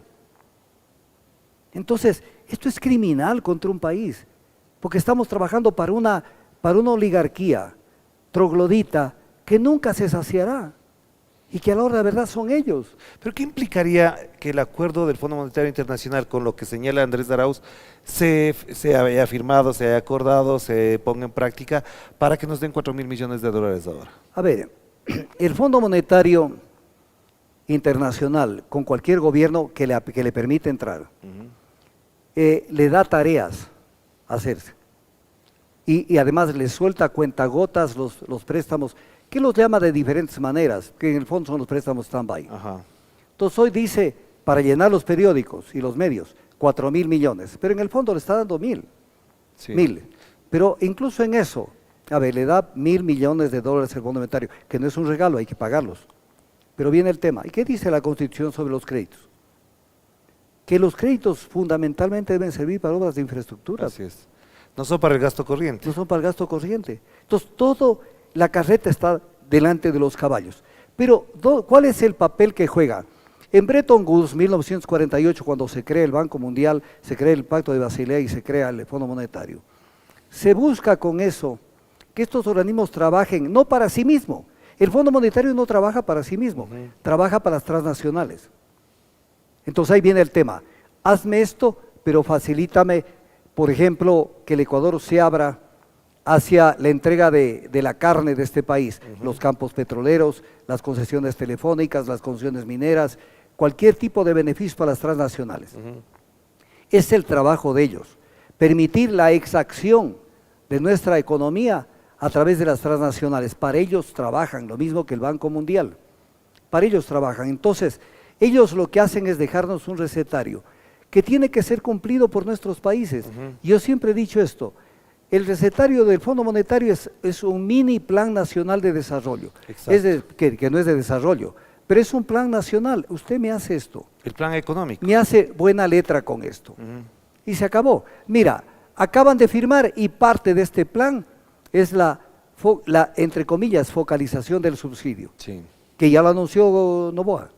Entonces, ¿qué se viene en esta semana que comienza mañana? Que destaparán el queso sobre cómo quieren la focalización de subsidios. O sea, ellos son los que deciden cómo se maneja una economía. Y entonces no les importa cuando se analice el tema de la focalización del subsidio. hay un desconocimiento nacional brutal sobre el tema. Porque, por ejemplo, el 50% del consumo energético nacional, incluyendo la electricidad, el 50% es transporte. Y el transporte es el 55%, la carga pesada y la carga liviana es el 55%. Si se afecta, por ejemplo, gasolinas, se afecta la carga liviana. Pero también había la versión no confirmada, obviamente, de que estarían pensando que esa focalización no sea para los pobres, no sea para los sectores que tienen dificultades, sino para las empresas que tienen un determinado número de trabajadores. Camaroneras, por ejemplo, claro. Y a lo mejor entran las bananeras también ahí. Claro, es que siempre son muy hábiles, buscan la forma como disfrazar los grandes beneficios que le tiran a estos sectores privados económicos. ¿Qué son los grandes beneficiarios? Por eso tienen kilovatio hora a 5 centavos. Para las mineras. Pero claro, por ejemplo, hacen lo que les da la gana. Entonces, cuando uno ve esto, dice, ¿para qué sirve? Para favorecer al gran capital transnacional y también a los capitales criollos. O sea, la focalización va a ser para los ricos y no para los pobres. Eso no existe, pero además hay un tema que es importante. El momento que tengamos diferentes precios, Orlando, va a haber un contrabando interno descomunal, que no lo van a poder controlar, no lo van a poder manejar. Entonces ese no es el tema. Pero desde el otro lado lo que quieren es, lo que dicen ellos, sincerar la economía. Porque pensemos en la filosofía de ellos. Ellos están para proteger el capital y no los seres humanos. Es el neoliberalismo. Así es. Entonces, que alguien no tenga trabajo es problema del que no tiene trabajo. Que alguien se muera de hambre, que alguien no tenga acceso a la salud, que 123,000 ecuatorianos en el último año han salido del Ecuador y no han regresado, no les importa. ¿Qué les importa? Lo que les interesa son nuestros recursos, la forma en que pueden acceder a esos recursos. Es lo que les interesa, por eso es que logran cosas que son absurdas como la que estamos viviendo. A Petroecuador le cuesta, es más barato que Petroecuador produzca un barril de petróleo. Petroecuador, con todo lo que dicen que Petroecuador es ineficiente, es mentira. Y entonces le prorrogan el contrato a los chinos, a Andes Petroleum, por 16 años, para que le sigamos pagando por el petróleo una cantidad casi el doble de lo que le cuesta a Petroecuador producir un barril. Y entonces, ¿cómo es esto? Y tenemos una Contraloría que no ve el fondo de los temas. Voy a poner un ejemplo, que han tapado la fotografía o que consta en el Salón de Contralores, en la Contraloría, han tapado la fotografía de Carlos Poli y de Pablo Celi. Eso no trasciende. Yo, incluso una de las cosas que yo haría, escúchame, me regreso a la pregunta que me hiciste la primera. Si yo fuera presidente de la República, eliminaría hasta en el Salón Amarillo las fotografías. De todos los presidentes. Devuelvan a todos, porque ahí hay muchos impresentables que están allí. Claro. Devuelvan. Aquí, dentro de una institución, lo que tiene que haber es la bandera del Ecuador, el escudo del Ecuador y pare contar. Pero entonces pasemos al tema que tiene que ver Pero con... déjame terminar 5 segundos. Y la Contraloría no nos dice sobre cosas concretas. Por ejemplo, señor Contralor General del Estado, necesitamos que nos diga ya qué pasó con el sector eléctrico, una auditoría de gestión del sector eléctrico. No del contratito tal y no, auditoría de gestión, que mire el bosque, para ver dónde tiraron abajo el sector eléctrico, dónde destruyeron el sector eléctrico, la generación eléctrica. Que nos diga por qué se renovó el contrato con Andes Petroleum, por qué está renovado el contrato de los OCP, que debía haberse terminado en enero de este año. Renovado sin ninguna justificación. Exacto. Y en sesión reservada de la Asamblea Nacional se informó sobre eso. Entonces este país necesita órganos de control, pero que funcionen. Órganos de control. Cortes de justicia, no las que tenemos. El señor presidente de la Corte Nacional de Justicia, en estricto derecho, Orlando, no debe estar un segundo al frente de la Corte. ¿Por qué? Explico. El Código Orgánico de la Función Judicial, el artículo 198, dice que la elección del presidente de la Corte Nacional de Justicia la harán los jueces titulares. ¿Hay alguna discusión sobre eso? ¿Se puede hacer una interpretación que cambie esa realidad? No, pues. Es clarísimo. Claro. ¿Quiénes votaron? Porque no tenían quórum. Votaron los conjueces. Violaron el Código Orgánico de la Función Judicial. Claro. Tenemos una corte de esa naturaleza. Tuvimos y tenemos presidente del Consejo de la Judicatura que vino de la terna de la Fiscalía General del Estado Y la Constitución dice que el presidente del Consejo de la Judicatura tiene que ser necesariamente de la terna de la Corte Nacional de Justicia. Y está sentado el señor Román allí. Claro. Entonces este país necesita, como dice el pueblo, Orlando, ¿sabes cómo sabe decir el pueblo cuando hay que cambiar? Hay que al país virarlo como tripa, hay que resetearlo al Ecuador, porque todo está podrido donde tú regreses a ver. Todo que tiene el origen el Trujillato, pero no quiero alejarme de una cosa que dejé pendiente, si me vuelven a poner por favor el tuit de Andrés Arauz a propósito de lo que mencionaba él en su tuit del artículo 419 de la Constitución. ¿Por qué esta referencia de Andrés Arauz con el artículo 419 de la Constitución? Dice él, dio el primer paso el martes, pero debe plantear una acción, se refiere a la Asamblea, una acción constitucional de incumplimiento, pues el ministro Vega tiene toda la cínica intención de saltarse el artículo 419.5 de la Constitución. ¿A qué hace referencia esto? Dime qué dice el 419.5, si alguien me da el texto. Ya, no, pensé que lo tenías de la mano, pero... A ver, yo mencionaba esto del acuerdo con el Fondo Monetario Internacional por lo siguiente. En función de que se plantea en el acuerdo y en el comunicado de que hay un programa económico, ¿por dónde estaría configurándose ese programa? Considerando que este gobierno es de transición, se tiene que entregar el poder el próximo 24 de mayo y lo que le queda a este gobierno es prácticamente lo que resta del año. Orlando, la Constitución dice, como es obvio, que el Plan Nacional de Desarrollo tiene que tener metas, políticas, objetivos y programas. El Plan Nacional de Desarrollo que aprobó Daniel Noboa no tiene programas. Así es. Entonces te voy a poner un ejemplo. En materia de salud hay que lograr que la gente acceda a los beneficios de salud en todos los niveles, los adultos mayores. ¿Cómo? ¿Con cuánto? O sea, necesitamos movilidad en el transporte. ¿Cómo? ¿Dónde va a ser una carretera? ¿El quinto puente lo vas a hacer o no lo vas a hacer? ¿Qué vas a hacer? Va a ser las 2 prisiones que dijo. No hay programas. A ver, de las prisiones, mi querido Orlando. Mira esta tomadura del pelo ecuatorianos. Miren esta tomadura del pelo. Mira. ¿Sabes cuántas personas? A ver, ¿sabes? solamente no quiero dejar pasar justamente lo que dice el artículo 419 de la Constitución, que todos los acuerdos que comprometan políticas económicas deben pasar previamente por la Asamblea. Es un deber patriótico, inclusive administrativo, de todos los asambleístas de exigir que se cumpla la Constitución. Desde luego. Pero yo le voy a devolver el comentario a Andrés Arauz. Cuando tus asambleístas entiendan eso y decidan con pantalones bien puestos poner en vigencia esto. Pero tus asambleístas son más tibios que qué, pues. ¿De qué estamos hablando? A ver, estamos hablando de las prisiones, a propósito de eso que iba a ser un comentario importante. A ver. La capacidad de acogida de personas privadas de la libertad es de más o menos 32,000 personas a nivel nacional. En esta parodia, en este show, en este circo que armaron desde enero acá, han detenido casi 35,000 personas, 34,900 y pico. En 120,000 operativos, dijeron. 125,000 operativos. Han detenido. ¿Dónde los metieron? No están presos. ¿Pero por qué no están presos? Es que no están presos. Porque no hubo fórmulas de juicio, no hubo órdenes de juez competente.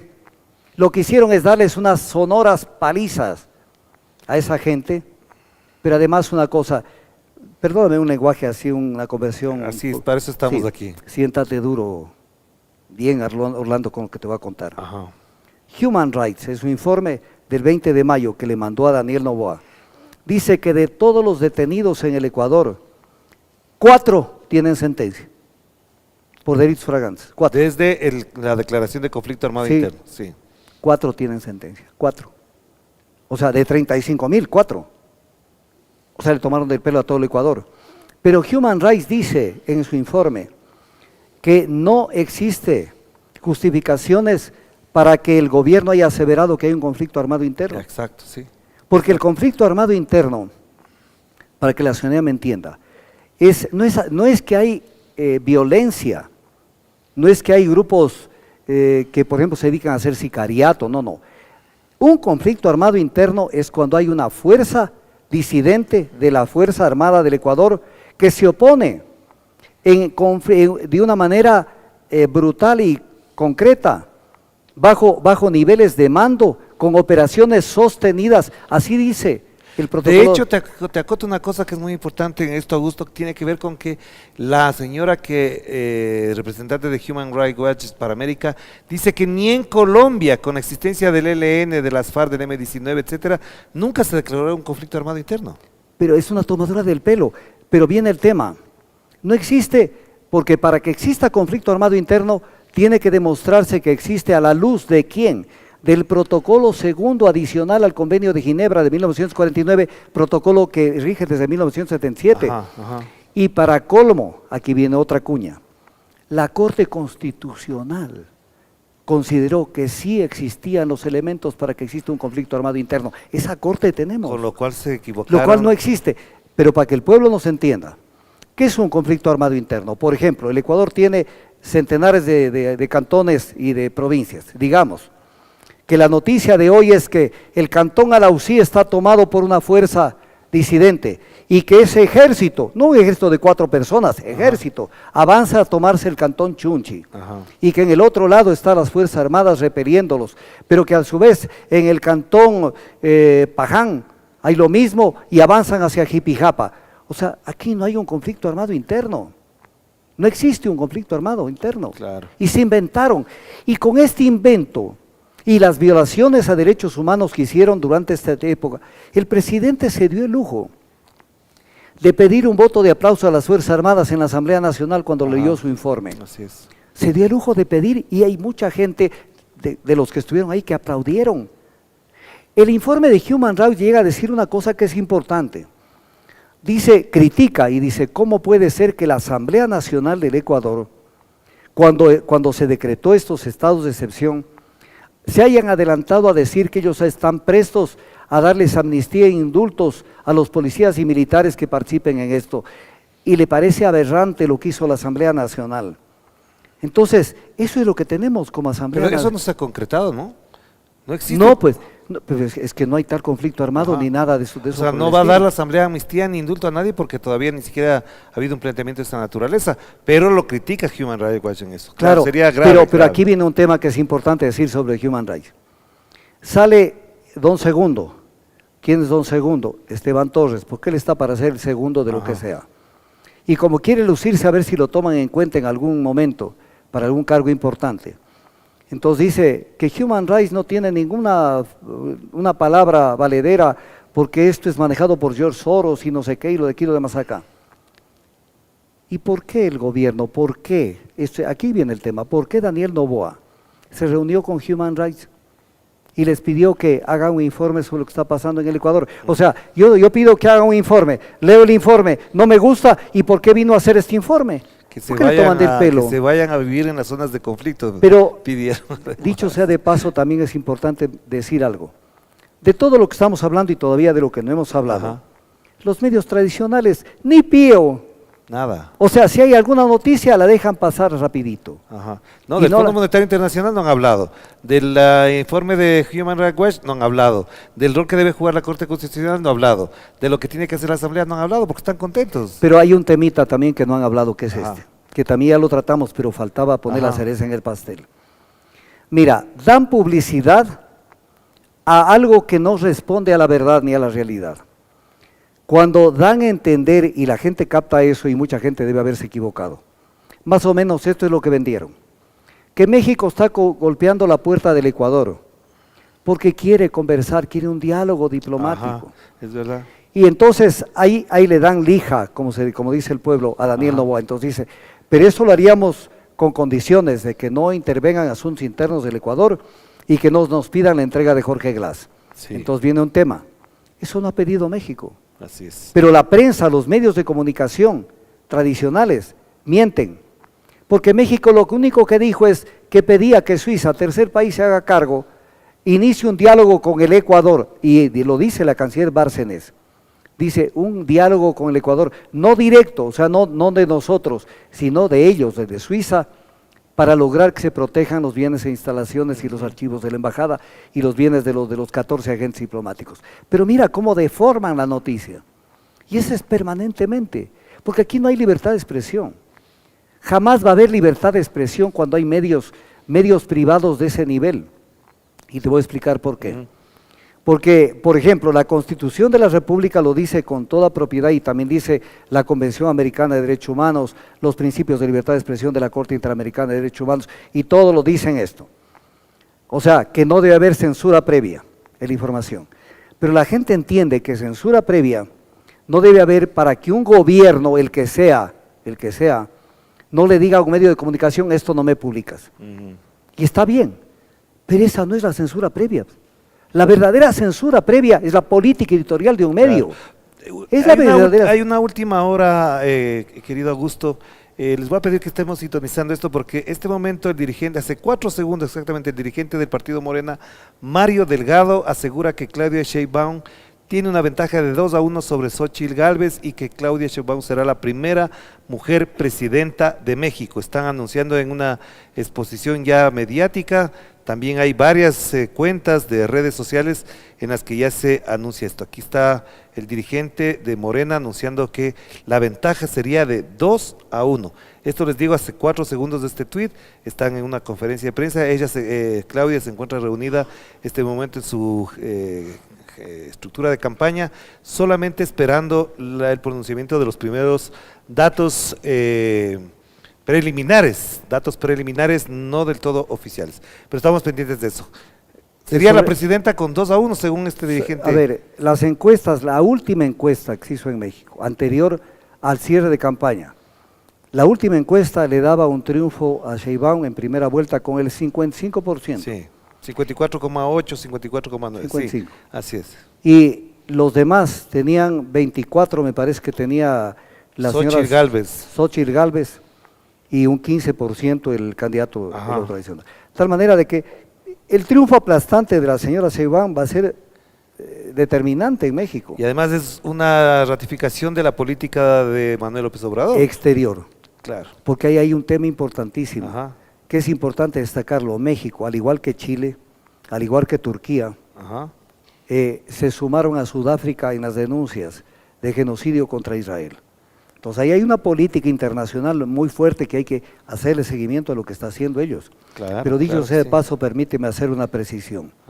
Mira, el 24 de mayo, que es hace poquísimos días, 24 de mayo la Corte Internacional de Justicia dispuso el cese de hostilidades por parte de Israel y que permitan el corredor humanitario desde Egipto que tenía que llegar hacia la Franja de Gaza. En respuesta a esto, el 29 de mayo, 5 días después de la fecha actual, 4 días antes, ¿qué es lo que hizo Israel? Se tomó, se llama el corredor Filadelfia, que es el corredor que separa la Franja de Gaza de Egipto. O sea, como que le dijo Israel, ay, me pides que haga eso, voy a hacer todo lo contrario. Entonces viene la pregunta, ¿y quién es la Corte Internacional de Justicia? Pero mientras tanto Guterres, secretario de la ONU, dice, las decisiones de la Corte son vinculantes y tienen que respetarse. Señor Guterres, vivimos un mundo donde el gran poder del mundo hace lo que le da la gana. Y esa Corte Internacional de Justicia no es una corte que es una garantía para nadie. Así es. Así que no esperemos mucho tampoco. De hecho, a este momento Televisa de México también dice que las proyecciones dan cuenta de que absolutamente ya confirmado, la nueva presidenta de México es Claudia Sheinbaum. Así que estamos pendientes de eso. Pero tenemos que ir cerrando además, Augusto, porque si no nos vamos a extender toda la noche. Y hay un tema medular que además lo han colocado los medios, lo ha colocado el presidente Noboa, lo ha colocado su asesora Diana Jacome, lo ha colocado el señor Esteban Torres, y tiene que ver con la sucesión o el reemplazo del presidente en campaña, y no quieren que sea la señora Verónica Abad. ¿Qué implicaciones tendría que, por ejemplo, uno, la Procuraduría le dé el aval para que no tome licencia, y dos, que la Corte Constitucional sobre eso o se calle o haga como en otras ocasiones, dejar pasar el tiempo y después, por allá, por el año 2025 se pronuncie? Es que ese es el llamado a los asambleístas de la Revolución Ciudadana y otros asambleístas que deben poner coto a esto y pararse firmes en este tema. Porque el matrimonio del presidente y la vicepresidenta es indisoluble, porque la Constitución dice que los dos van en una sola papeleta, una sola papeleta. Y la única forma de que la saquen de encima a la vicepresidenta es mediante un juicio político. Delitos contra la seguridad del Estado, delitos contra la administración del Estado, y no todos los delitos encima. Fíjate que hasta Te doy un datito que es importante. La Constitución dice, por ejemplo, delitos de concusión, cohecho, peculado, y no habla de tráfico de influencias. Así es que así quisieran rebuscarle el tema del hijo, no calza. Y la tercera causal, delitos de genocidio y etc. cosas. De lesa humanidad, delitos de no lesa tienen humanidad. cómo. Y encima, necesitas dictamen de la Corte Constitucional, que de hecho lo pueden tener, porque esta Corte es a la medida, como los astres. Pero se necesita para esto la votación de las 2/3 partes de la Asamblea Nacional, que no tienen, No habrá. porque no tienen 2/3 partes, les está faltando para completar las 2/3 partes, de tal manera de que hagan lo que hagan, aquí no cabe esto, pero hay que adelantarse y hay que llevarlo a juicio político al señor Procurador General del Estado, y él no va a poder alegar que está en estado de riesgo de gestación para que no vaya al juicio político, tiene que llevarlo y ponerlo contra la pared, y publicitar para que el pueblo entienda lo que está pasando y decir, señor procurador, a usted ya le dijeron en el 2009 que usted no puede opinar en materia constitucional. El tema de la sucesión del presidente es tema constitucional, no es un tema legal. ¿Qué hay en esto? ¿Por qué ocurre esto? ¿Por qué ese divorcio? ¿Qué es lo que supones o sabes o has conocido o te han comentado alrededor de este divorcio entre los dos, de las dos principales autoridades del Ecuador? A ver, Verónica Abad cometió un pecado. Y el pecado que cometió es ser franca, decir la verdad. En la campaña, ella dijo lo que Noboa quería hacer, lo que querían hacer con Noboa, mejor dicho. En el tema de salud, que cada quien se arregle su situación, el tema de educación y en todo tipo de temas. O sea, el imperio del neoliberalismo, que es un poco el sálvese quien pueda, la ley de la selva dentro de una sociedad. Entonces, eso de alguna manera no cayó bien en las filas de Daniel Noboa. Porque, ¿cuál es el eje de la política de sus gobiernos? Es mentir, la demagogia, la mentira. Entonces, que venga una persona y diga, esto queremos hacer, era como salirse del libreto. Por eso, fíjate que lo primero que hizo Noboa cuando todavía no era electo, sacó un comunicado, que lo puedes tú ver, y ese comunicado dice que le va a encargar 3 cosas. La una, que se encargue del tema de los migrantes. O sea, él no lo quería en temas nacionales. Segundo, aquí metió las de andar hasta no sé dónde, porque es un hombre que no tiene ni equipo. Que se encargue, dice, de las relaciones sociales con los países de Centroamérica. Relaciones sociales, no dice relaciones políticas ni diplomáticas. Relaciones sociales. Podemos buscar ese comunicado, es verdad. Y luego dijo que se encargue de las relaciones con los 50 países africanos. Así es. Con los países africanos. Entonces, o sea, ahí demostró que no la quería Verónica Abad al lado. Luego, ¿por qué? Porque no es obediente, sencillamente. Pero bien, hizo un tema adicional, que es importante verlo, la ciudadanía tiene que entenderlo. Un embajador es un funcionario jerárquicamente inferior al canciller, en este caso a la canciller. La nombra embajadora en Israel, para que dependa de la canciller. Pero sigue siendo vicepresidenta, ¿no? Sí, pero fue un atropello, porque ella jerárquicamente está arriba. Luego, aquí tienes un tema que es importante destacarlo. Tú, si mañana como gobierno decides nombrar a una persona, embajador, imagínate en cualquier país, en Italia. No es que Italia te dice, sí, mándele nomás, y que venga el que usted diga. Tiene que conocer el nombre de esa persona, analizarla, y ver si reúne ciertas condiciones para que pueda llegar al Estado receptor como representante de un Estado. Y recién ahí da el beneplácito. ¿Por qué Israel dio el beneplácito? Para que una vicepresidenta sea castigada, humillada y que vaya en calidad de embajadora. Eso te demuestra en las relaciones internacionales cómo actúan. Y cuando Verónica Abad está, que yo no la defiendo porque ella es una neoliberal consumada. Es como Milei en Ecuador. Claro. Pero cuando ella está en esa situación... Ahí está, el comunicado fue del 24 de noviembre del 2023, es decir, al día siguiente de la posesión, y ahí está efectivamente, para quienes nos siguen en redes sociales, ahí está. El comunicado no es ese. Pues es un comunicado que tiene numerados 3 puntos. No, pero ese es el que le designa para Israel. Es el que designa para Israel. Es el anterior. El anterior tiene 3 puntos clarísimos. Ya, eso lo vamos a buscar. Entonces... Y después, como en este país nos han hecho creer, y en esto el gobierno de Lazo fueron campeones en vender esta idea, de que tener la visa de Estados Unidos es un certificado de buena conducta. Así es. ¿Qué hizo el gobierno norteamericano hace 15 días? Le quitó la visa. Le quitó la visa. O sea, como que siendo es una persona descalificada. Entonces ve cómo se juntan los poderes internacionales y locales en torno a defensas comunes. Entonces tú ves todo esto cómo se alinean. Y si Noboa y su aparato, incluidos los medios, aquellos periodistas que le acompañan en su relato mediático, decide que sea otra persona la que le reemplace, ¿a quién pondría que no sea Verónica Abad? Va a buscar una ministra de Estado, mujer, pero es un atropello a la Constitución, que además no nos debe llamar la atención, Orlando. Rosalía Arteaga no le dejaron posesionarse, pues. Claro. ¿Quién no le dejó posesionarse? Los socialcristianos. Porque Rosalía Arteaga, que no es santo ni devoción, al menos desde cuando se inhibió de ser parte de la Comisión de la Verdad que analice los atropellos de octubre del 2019 de las protestas. Claro, claro que sí. Pero Rosalía Arteaga, ¿cuál fue el pecado que cometió o la falla que cometió? No bajó al cortijo a ponerse a las órdenes de Leo Febres Cordero. Ajá. Y entonces Fabián Alarcón Rivera sí bajó a ponerse a las órdenes y fue el presidente. Y el otro escenario entonces, Augusto, si es que Daniel Noboa hace campaña electoral sin tomar la licencia, sin designar a un reemplazo, eso no está violando la Constitución y por lo tanto podría ser incluso afectado en su condición de candidato y si ganara en su condición de ganador. Todos los recursos que ofrece la normativa constitucional y legal hay que utilizarlos, pero no se puede permitir que hagan tabla rasa de la Constitución. Entonces todo lo van preparando porque a ver, es que el problema de esto, Orlando, al pueblo que tenemos que enseñarle esto, es que ellos tienen un defecto de fábrica, pongamos, como se dice en algún electrodoméstico, defecto de fábrica. Ellos creen que son dueños del país. O sea, ¿tú crees que Daniel Noboa cree que es un ejecutivo que tiene que ver con la administración del Estado, que tiene limitaciones, deberes, responsabilidades, pero también tiene obligaciones? No, les regalaron una hacienda que se llama Ecuador.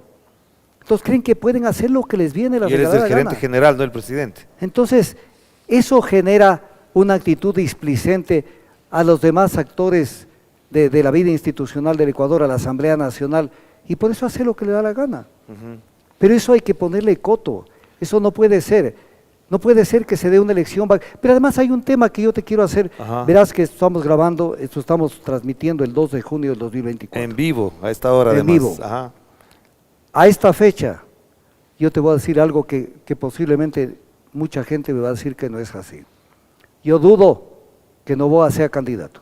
Yo también he dicho eso. Yo dudo. Yo también he dicho eso. Porque la caída de popularidad que tiene es brutal. Tengo testigos de que esto he dicho varias veces, porque hasta diciembre no le va a alcanzar. Ve, mira, es estrepitosa la caída. Por mucho que Sedatos y su combo, otras encuestadoras, y repite esto Ecoavisa en Contacto Directo, Interamazonas, que tiene el 60% de aceptación, señores, eso lo tuvo.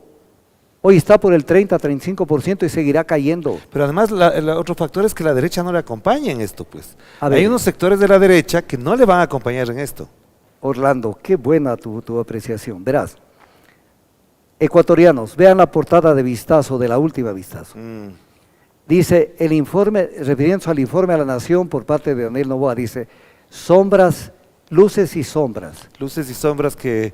O sea, la derecha, digamos que la izquierda se queda tranquila, claro, que no se va a quedar. O dispersa, dividida. Los deja solos. Sí. Se van a matar entre ellos. Sí. Porque Daniel Noboa ha demostrado que no representa a la derecha. Ellos no se sienten representados por Daniel Noboa. Y en este programa lo decía, si no me equivoco, la semana anterior también, Carol Murillo, cuando Álvaro Noboa se lanzaba a la presidencia por 5 ocasiones, la derecha no le acompañaba. Claro, es que no tienen control y además esta persona es un freelancer. Entonces, ellos no están contentos con él. Mira, ayer nomás sacó un Twitter, una etiqueta, Jean Topic, que es un golpe duro contra Noboa. O sea, si lo tenemos a la mano, mejor también. La gente de la derecha, a la gente de la derecha no le hace feliz la presencia de Daniel Noboa allí. Pero también no será que Ecoavisa, Teleamazonas, El Universo, el Expreso están cooptados por Guillermo Lasso, porque hay rumores de que incluso Guillermo Lasso tendría comprado ya el Expreso, que hay una deuda enorme de Coavisa con el Banco de Guayaquil que le perdona a Guillermo Lasso mientras no se someta a otra cosa que no sea su política. Desde luego, por eso es que la Asamblea tiene que insistir en algo. Mira, lo acaban de destituir con una votación enorme a Juan Zapata de condenar políticamente. De sancionar políticamente, sí. Destituir ya no puede porque ya está fuera. Ok. Y entre las dos causales de esta decisión está que no dio seguridades a Fernando Villavicencio. Pues que esto no puede quedar allí.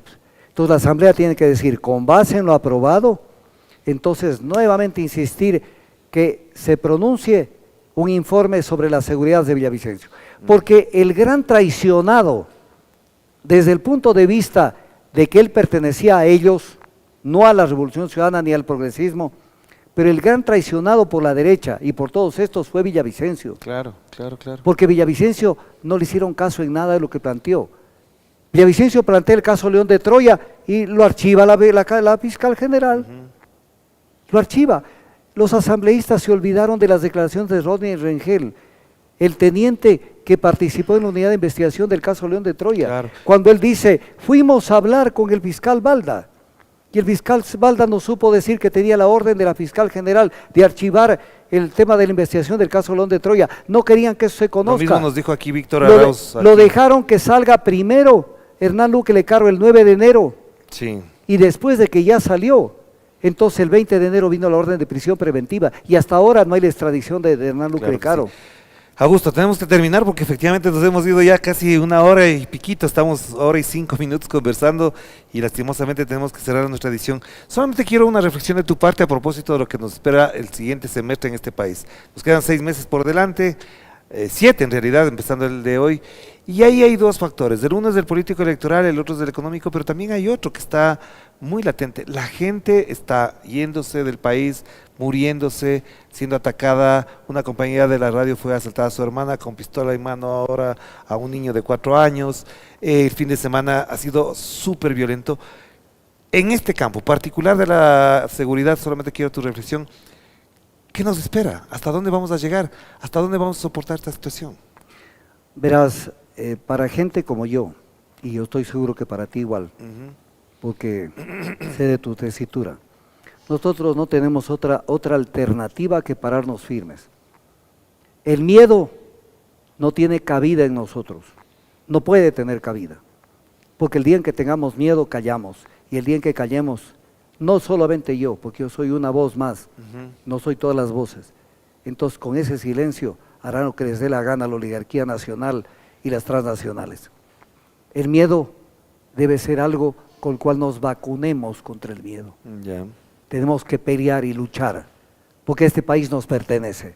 Claro, este país no podemos cederlo a estos grupúsculos que pretenden apoderarse del país y apoderarse de su historia y apoderarse del porvenir. Estamos para pelearlo y debemos desterrar cualquier posición. Y sí, aquí viene una cuña, no calcular. Por ejemplo, la Asamblea Nacional tiene este defecto. Dice, no planteo esto porque de pronto no tenemos los votos. No importa.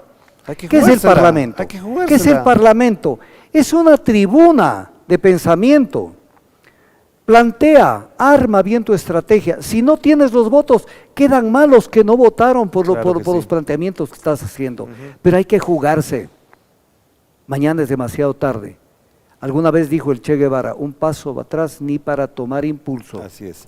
Aquí no hay posibilidad de parar, no hay esa posibilidad. Gracias, Augusto. Siempre será un gusto y grato conversar contigo.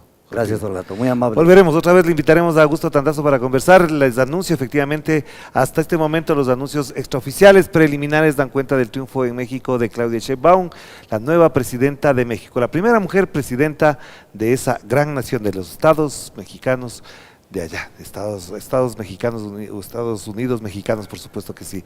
Estamos pendientes a través de la información de Radio Pichincha, estaremos al tanto. Mañana en el informativo obviamente ya tendremos los datos oficiales. Algunos dicen que supera con el 15%, otros dicen con el 50% a su inmediata seguidor, pero eso estamos por ver todavía. Vamos a cerrar esta emisión con el resumen y volveremos el próximo domingo con otro relato dominical en vivo. Cuídense mucho. Chao, chao. Relato, el espacio para pensar en voz alta. El ministro de Energía encargado, Roberto Luque, anunció que los apagones continuarán suspendidos por lo menos una semana más de lo previsto. Es decir, hasta el 9 de junio. La decisión se toma debido a la mejora en los niveles del volumen del agua en los embalses de Mazar y Paute. El funcionario dijo que esto permite tener holgura en la generación eléctrica. Agregó que actualmente el gobierno se mantiene generando energía sin comprarle a Colombia. En la Asamblea Nacional, la comisión multipartidista que tratará las reformas a la consulta popular continuará sesionando contrarreloj. Además, la Comisión de Fiscalización iniciaría con el trámite de juicio político a los exvocales de la Judicatura, Javier Muñoz, Wilman Terán y Maribel Barreno. También habrá reacciones sobre los 85 funcionarios con impedimentos para ejercer cargos públicos en el Legislativo. La institución ya notificó a los involucrados con el fin de que puedan subsanar y regularizar su situación en 15 días. En la Corte Nacional de Justicia está previsto que se desarrolle la audiencia preparatoria de juicio en contra de 52 procesados por el caso Metástasis. Esto por presunta delincuencia organizada. También se cerraría la instrucción fiscal en el caso Purga, que se deriva del caso Metástasis.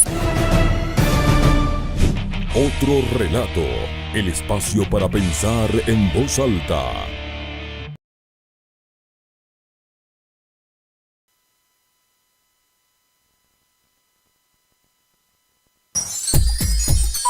Programa clasificación O, de opinión.